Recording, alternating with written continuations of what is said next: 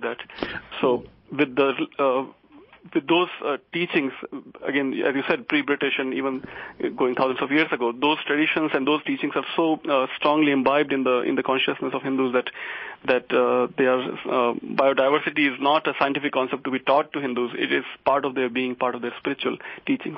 And let's just for our audience again, just let me say a few clarificatory words. Mahavir, who Pankaj referred to, is the great founder and inspirer of Jainism, who was contemporary with the Buddha, and there are even some texts that purport to report conversations between them. And Jainism is an extremely careful religion about life. There are in some types of Jainism monks who will literally sweep the ground in front of them so they won't kill insects, will wear gauze masks so they will not inhale insects. This is a religion that is very, very serious about life and the sanctity of life. Coming back to your point about India preserving biodiversity, yeah, it's true, and tigers are increasing in population in India. Right. However, because of population growth and a need for fuel, in addition to dried cow dung and straw, people have cut down tremendous numbers of trees, and that seems to me a little bit in conflict with the notion of preserving everything. Yeah, I completely agree. Yeah, what is going on in last 10 or 20 years now, India is becoming mini America. So especially in cities and even in smaller towns, people are in this mad rush to acquire all the new iPods and cell phones and computers and cars and whatnot, and building big houses. And in that mad rush, definitely they are consuming more and more resources, and that's why we see this destruction going on in India also of the trees and whatnot. But I was talking about pre-British, right? Yeah. And I want to make one small comment about cows in India, because there is a massive misconception in the West that here people are poor, some people are undernourished in India, and you have all these cows walking around and people aren't eating them. In fact, in India, it makes more environmental sense to let a cow live and not to eat it, because here's what happens. First, when the cow lives and provides, especially if it has udders, it provides milk, which is vital. The cow also hauls things. A lot of carts still are propelled by cows and oxen. Right. And the cow dung is a very important, for many people in India, a very important source of cooking fuel. Yes. You take cow dung, you mix it with hay, you dry it, and it is a very efficient cooking fuel. Also, in some villages, cow dung is used to prepare the floor because it actually is antiseptic. It will kill insects. Yes. And finally, when the cow dies of natural... let me say one other thing. Urban cows in India are mostly owned by somebody. They're not just wandering around.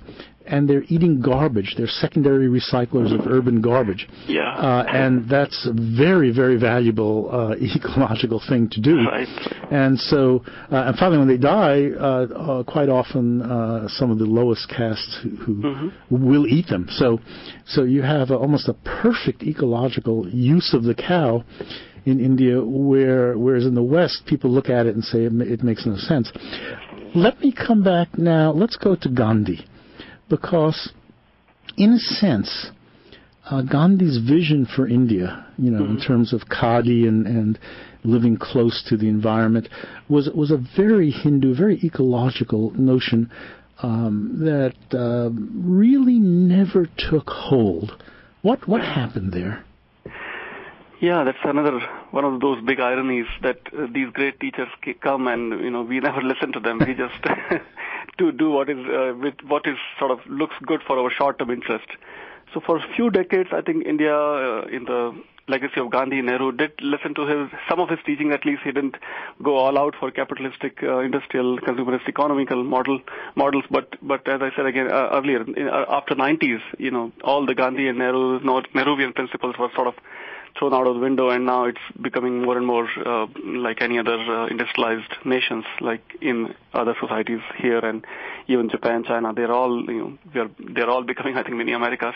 But going back to cows' comments that you were so nicely you were saying, one more thing that if I could add is that one of the basic teachings that Hindu children learn when they are in their childhood is that human is the only species who drinks milk from other species.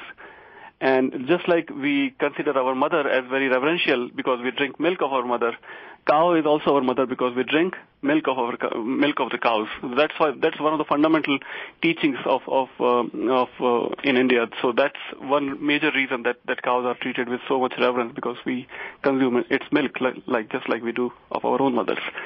So those are small teachings that Gandhi lived in his entire life. Gandhi, as I mentioned in my article just published on Huffington Post, that Gandhi's entire life can be seen as an ecological treatise. This is one life in which every minute act, emotion, or thought function much like an ecosystem. His small meals of nuts and fruits, his morning ablutions and everyday bodily practices, his fastings, his periodic observance of silence, his morning walks, his cultivation of the small as much as of the big, his spinning wheel, his khadi, as you mentioned, his abhorrence of waste. So there is a story that one night he lost a very small piece of his pencil, and he could not sleep entire night because he lost that pencil.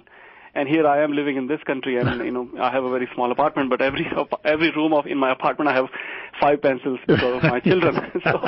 So what a great how far we have come, including those who came from India and those who become Americanized after coming to this country. So how much we can't even imagine the reverence, the importance, the value the people like Gandhi gave for their natural resources, and here we are. We can just talk, I guess, at least. Yes, well, let's come to contemporary India. Yeah. And as you point out, as the Indian economy grows, it becomes more of a consumerist economy. Right. As the Indian middle class grows, although there's tremendous poverty still in India, and poverty will remain for quite some time. But there's a separate middle and upper class that is becoming very acquisitive of consumer goods of all sorts. And so, as you point out, the gap between an Indian worldview or a Hindu worldview and a Western worldview begins to shrink.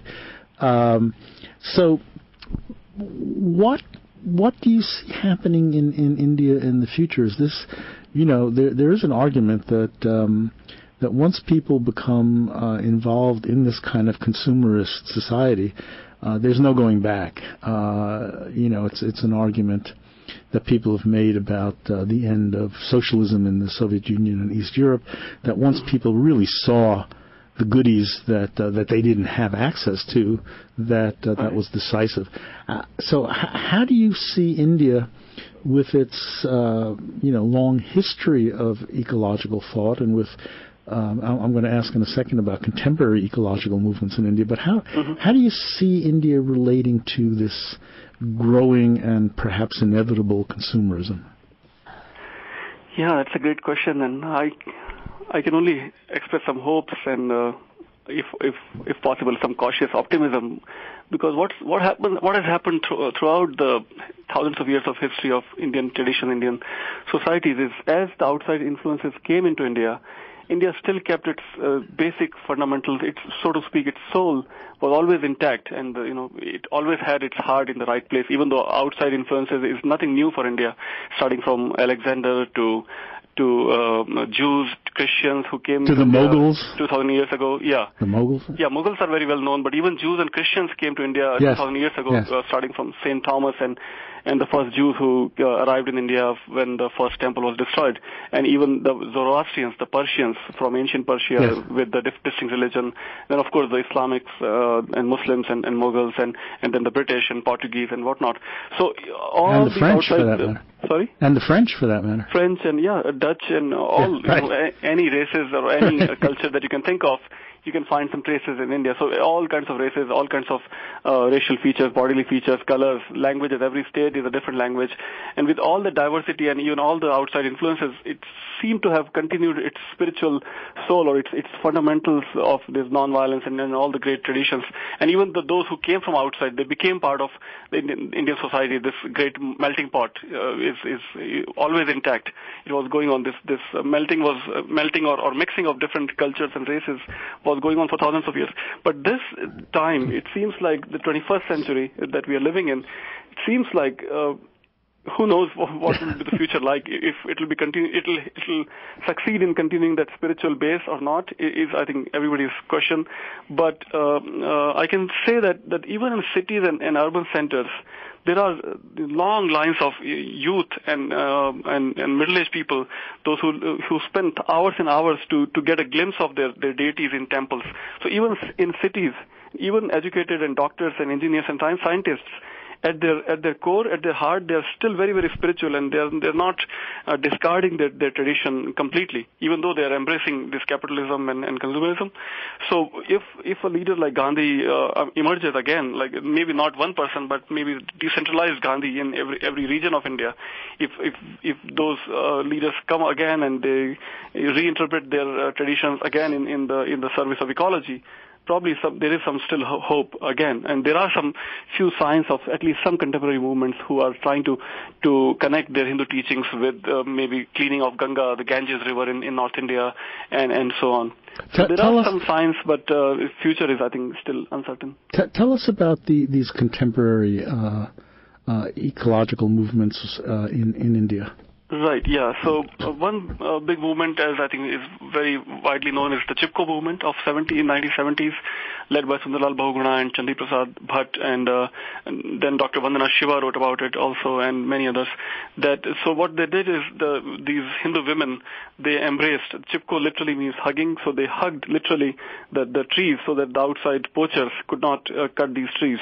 And that was a big movement, and it became a big success. And even Indian government and the state governments had to cancel all the fellings of these trees. So that was one big famous movement. But going back a few centuries before, the inspiration from Chipko really came from the Bishnoi community, which is in 17th century. As many as 363 people, led by a woman, Amrita Devi, did the exact same thing. They hugged the trees, and unfortunately, in that incident, those more than 300 people, they actually died because of the soldiers who wanted these trees, and then only later the nearby emperor of Jodhpur, Rajasthan, he makes a new law that not to cut the trees in at least in Bishnoi villages. So Bishnoi, then Chipko in last century, and then contemporary movements are, the one movement that I can mention is the Swadhyaya movement, in which the Swadhyaya means the self-study and a study of the self. And so it's not really an environmental movement, but the movement is basically to reinforce or remind the practitioners that divinity is within everybody and every particle of the universe. So whatever they do is kind of an expression of their divinity, of their divine energy.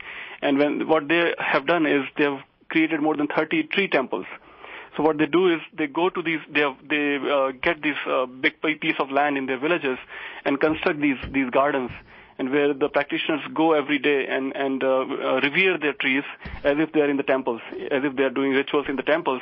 In the same spirit, they raise these trees, they revere these trees, and whatever outcomes, whatever fruits come as the outcome of these trees that is treated as, after selling those fruits, that is treated as the Mahalakshmi, as the divine wealth.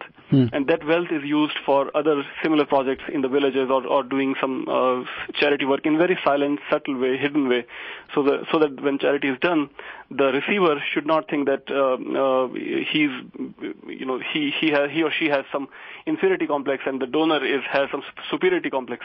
So without those complexes, without this pride of doing charity, false pride of doing charity, it's done in very subtle way and very hidden way. So those kind of works are done by the Swadhyay Parivar, and they have also done recharge hundreds of thousands of